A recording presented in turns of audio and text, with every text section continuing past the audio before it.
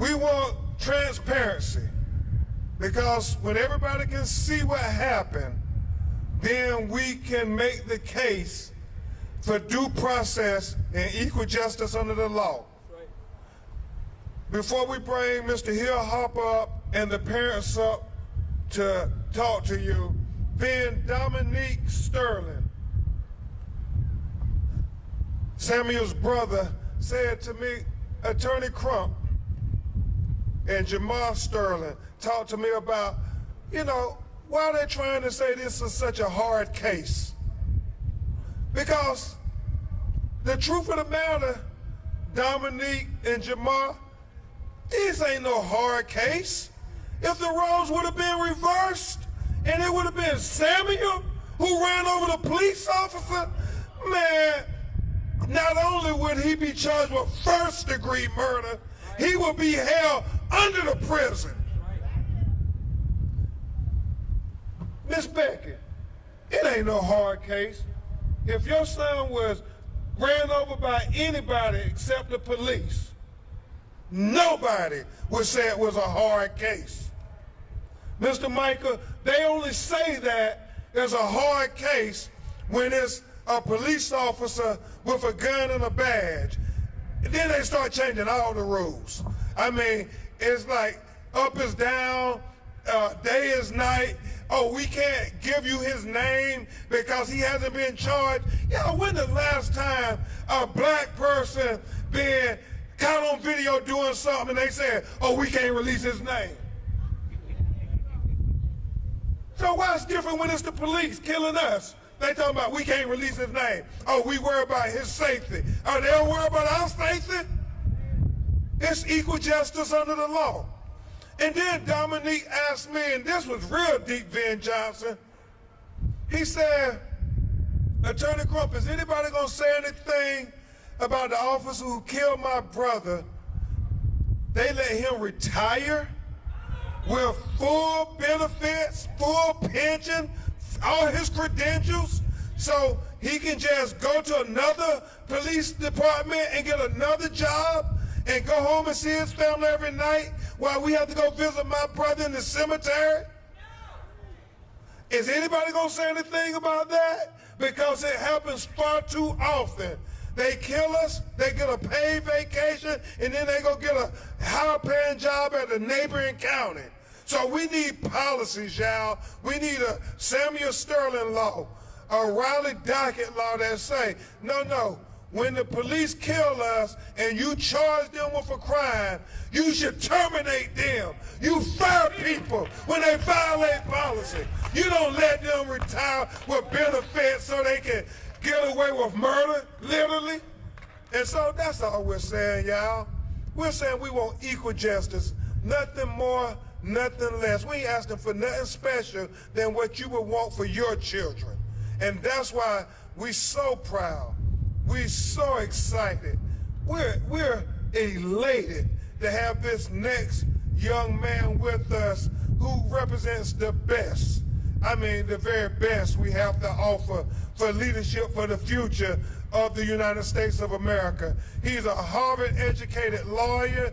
He's had great success as a television actor, but most importantly, he is a strong black father who is running for the United States Senate of the great state of Michigan. And with your help, he's going to be the next senator from the state of Michigan. And he did not think it robbery to come here and stand with these broken-hearted families of Samuel Sterling, Riley Doggett, and Patrick Loyola. Now that's the kind of senator I want representing me, somebody who will come and stand for the people. So y'all give it up for Mr. Hill Harper, always standing for the people. Justice for Patrick. Justice for Patrick. Justice for Riley. Justice for Riley. Justice for Samuel. Justice for Samuel. Why you hit me like that? I can't unhear those words. Why you hit me like that, Samuel said.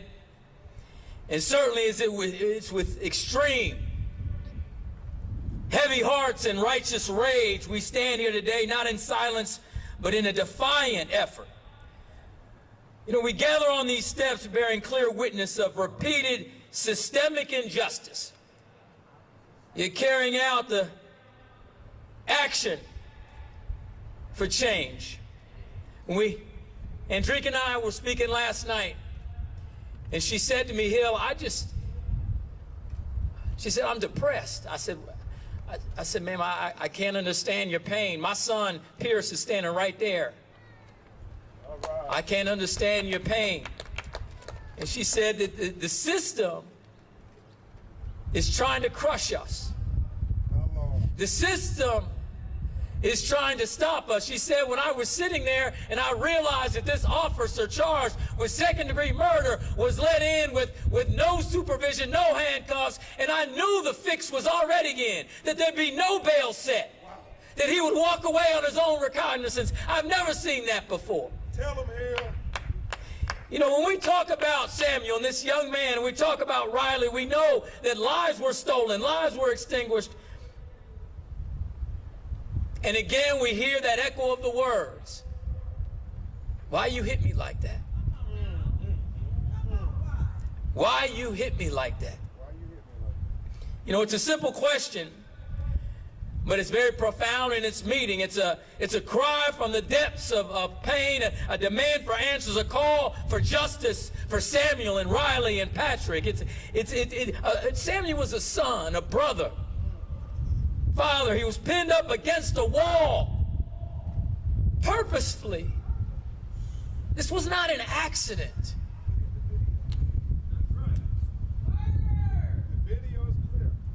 He's on the ground writhing in agony,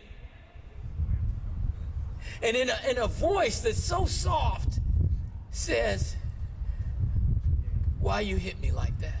Why you hit me like that? As a knee is pinned on his back, clearly having severe internal injuries to the point where he can't get up off the ground. We're bearing witness to severe and extreme injustice. And we gather. And that voice of that young man, a young man whose voice has been dismissed, disregarded, disrespected. And in those words, we hear the voice of a mother and her shattered heart. The voice of a community, and the voice of those words are a mandate for action. Yes.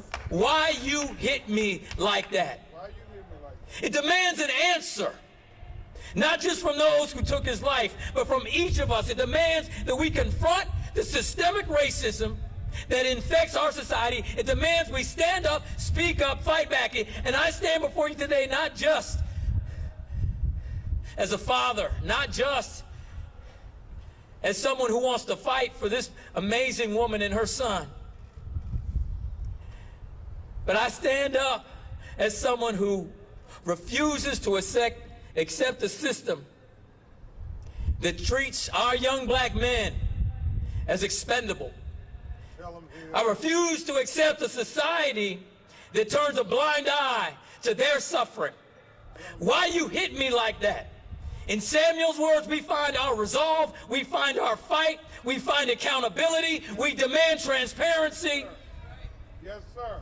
We demand an account of those who abuse their power.